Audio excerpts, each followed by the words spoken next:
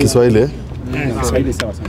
Asante. Tulikuwa na leo tumekuja hapa nimeandamana na mawaziri, familia wa DCI na wale wengine ambao tulikuwa tujue ni kwa nini mwenda zake alituacha kwa ghafla Saturday, na tumepata report.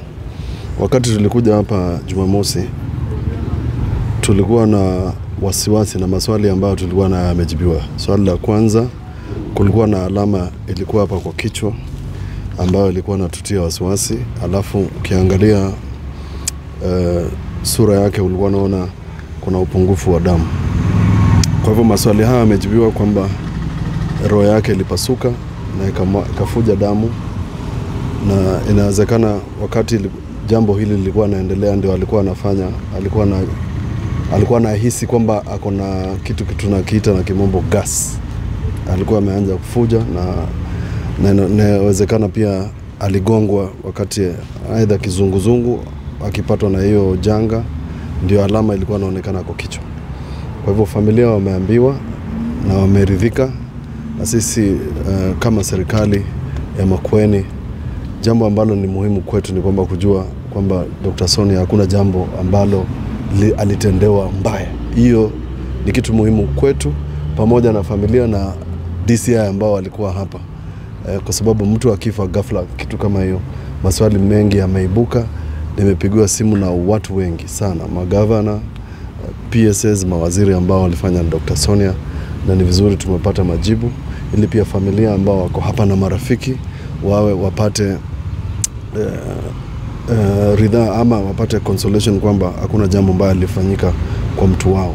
Na sisi kama serikali tujue kwamba ni jambo ambalo linatokana na maradhi ambayo yalikuwa mwilini tangu miaka 12 iliyopita.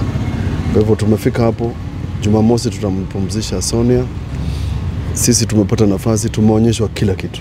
Mimi nimeonyeshwa na familia wameonyeshwa, na kwa hivyo hakuna maswali mengine ambayo yatatokea. Burial permits zitapatianwa hapa tukitoka. Jumamosi tutampumzisha waziri Dr. Sonia Nzilani. Asante. Kiswahili ni ngumu kidogo. Jina naitwa Daktari Hansen Kituku, na leo tulikuwa hapa tukifanya upasuaji wa mwenda zake Daktari Sonia Nzilani.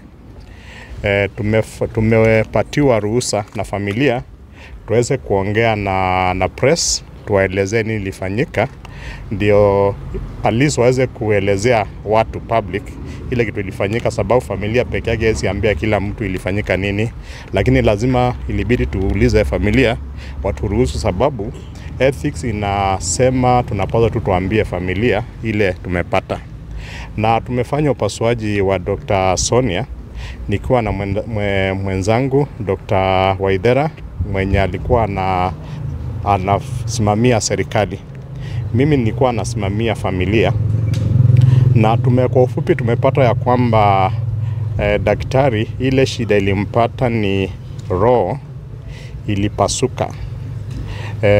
Na wakati ilipasuka ikatoka damu mingi, na hiyo ndio ilifanya ikaleta hiyo kifo chake. Kwa hivyo najua ni huzuni sana, tunaambia familia pole sana, lakini ile kitu familia imeturuhusu tuseme mambo kama haya venye nimesema. Dr. Sonia alinguduliwa kuwa na shida ya roho akiwa mchanga kidogo, akiwa miaka 33 34, na kawaida mambo ya shida ya roho kama pressure inapatanga watu wakiwa miaka imesonga kidogo. So kwa hivyo ile sababu tunaambia media ndio tuangalie, saa ingine ukiona shida kama ya roho ikianza mtu akiwa mchanga kidogo, hiyo miaka nasema ya chini, inaweza kuwa ni kitu inaendelea kwa familia.